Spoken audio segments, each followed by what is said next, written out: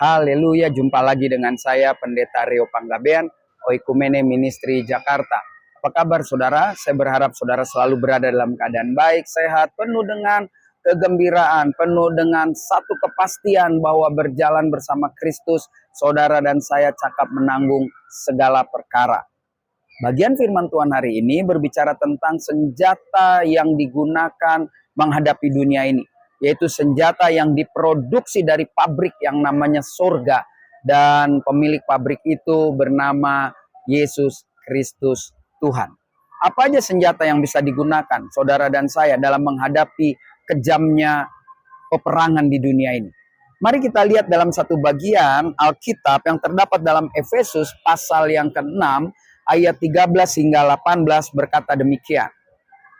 Sebab itu ambillah seluruh perlengkapan senjata Allah, supaya kamu dapat mengadakan perlawanan pada hari yang jahat itu dan tetap berdiri sesudah kamu menyelesaikan segala sesuatu. Paulus mengingatkan saudara bahwa saudara dan saya harus punya senjata yang sangat luar biasa. Ya, dalam hal ini tentu vitamin yang sangat baik, energi kita walaupun terkuras bisa tetap kuat. Paulus bercerita tentang apa? Tentang di mana setelah saudara dan saya perang menceritakan tentang kebenaran-kebenaran firman Tuhan, maka saudara akan lelah. Dan waktu lelah, hati-hati, disitulah musuh akan serang balik. Tidak lelah saja para rasul ketika melakukan serangan-serangan yang luar biasa, yaitu memberitakan firman Tuhan. Mereka ditangkap.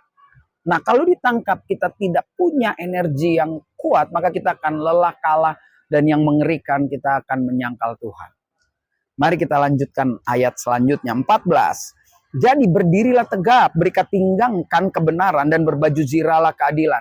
Ini seumpama seorang prajurit. Mana ada prajurit lemes-lemes ya, dalam bahasa Jakartanya kali letoy-letoy. Dia harus tegap. Dia harus pakai semua perlengkapan perangnya. Dia harus pakai baju yang luar biasa itu dan diikat oleh ikat pinggang.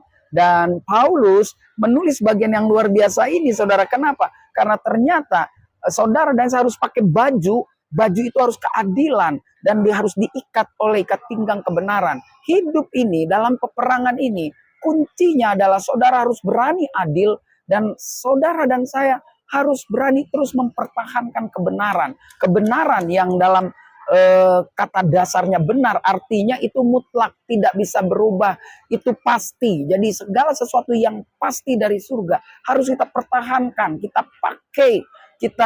Dia menjadi bagian di mana baju itu kan menutupi diri kita, berarti setiap hari kita pakai baju. Oleh karena itu dalam peperangan setiap hari kita harus adil dan berani menyatakan kebenaran. Ayat selanjutnya 15. Kakimu berkasutkan kerelaan untuk memberitakan Injil damai sejahtera. Kaki saudara dan saya harus pakai sepatu. Kaki saudara dan saya harus pakai sendal, harus pakai alas kaki, kalau enggak kita lecet. Nah, ketika kita pakai alas kaki dan kita nyaman, setiap kita berjalan, yang ada adalah bukan kita nampang kasih tahu sepatu atau sendal kita mahal, tetapi orang harus melihat bahwa ketika orang lihat kaki, sepatu kita berjalan setiap hari, apa yang kita lakukan? Dikatakan, kasut saudara dengan rela memberitakan Injil damai sejahtera. Saudara dan saya harus menunjukkan kepada setiap orang bahwa kalau ada gua, ada kabar baik dan ada damai sejahtera. Injil itu artinya kan kabar baik, saudara. Ayat 16, dalam segala keadaan pergunakanlah perisai iman. Sebab dengan perisai itu kamu akan dapat memadamkan semua panah api dari si jahat. Ayat 16 bilang, saudara, akan ada terus serangan-serangan. Akan ada terus tusukan-tusukan dalam hidup saudara, keluarga saudara, pekerjaan saudara, pelayanan saudara.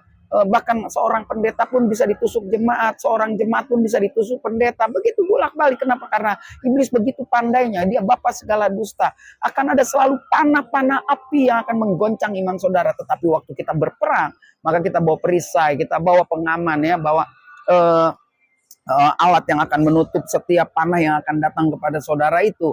Ya, jadi ketika kita pakai perisai yang luar biasa, di situ dikatakan perisai iman, maka percayalah serangan jahat dari siapapun tidak akan menggoyahkan. Ada rasa kebenaran, keadilan yang terus melekat di dalam hidup saudara dan saya dan terus berjalan dengan Injil, kabar baik yang menghasilkan damai sejahtera. Ayat 17, dan terimalah ketopong keselamatan dan pedang roh, yaitu firman Allah. Jadi saudara, udah Tuhan kasih ini kepala saudara, nggak akan pernah pecah kalau dihajar oleh pedang lawan atau dikena batu yang besar. Lalu saudara dan saya harus attack, serang balik mereka dengan apa? Bukan dengan senjata yang dimaksud pisau pedang yang tajam, tetapi oleh firman Tuhan. Siapapun lawan saudara dan saya harus dihantam dengan firman Tuhan, dengan kebenaran. Tapi firman bukan untuk menjatuhkan, tetapi untuk menyatakan kebenaran. Karena Alkitab menulis firman itu baik untuk mendidik, menegur, mengajar saudara dan saya untuk hidup lebih baik lagi. Dan alat-alat itu bisa bertahan. Alat-alat itu tidak akan expire karena akan selalu digunakan dan beli yang baru. Digunakan beli yang baru. Dan mempertahankannya itu dengan apa? Penutup ayat 18. Dalam segala doa dan permohonan.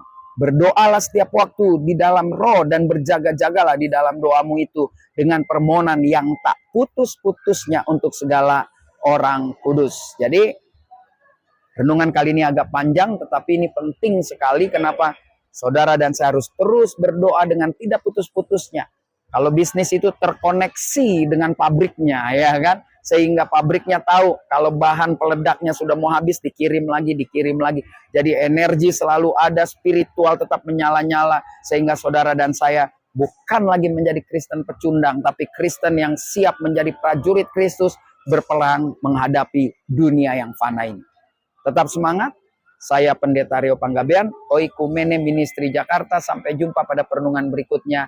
Tuhan Yesus memberkati kita semua.